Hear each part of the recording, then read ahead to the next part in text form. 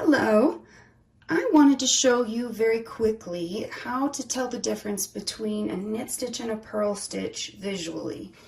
Since you've learned how to knit a knit stitch and you've learned how to purl the purl stitch, sometimes it helps to be able to really study your pattern and your work to figure out what your stitches are supposed to look like. I've knit a small patch here and it's a knit purl pattern. So I've knit purl all the way up and it's created this knit purl pattern here. You can really look at this type of pattern to tell the difference between what your knits and your purls are supposed to look like. If you look closely, right here is the most clear first row of knit stitches. Sometimes they get a little warbly on the very first row. But if you look clearly here, you see a column of V's. Do you see the little V's right here? Those are knit stitches. Right next to that is a column of what I like to say are upside down U's. Can you see the little upside down U going right here? That is where you did a purl stitch.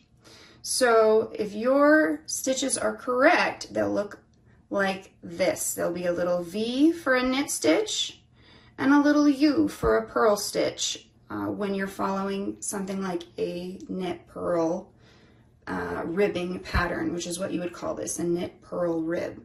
So let me show you exactly what I've been doing here, and you can see my first stitch was a knit, the second a purl. And you see the difference here? We've started with our little U with our purl row, another knit to create another little V.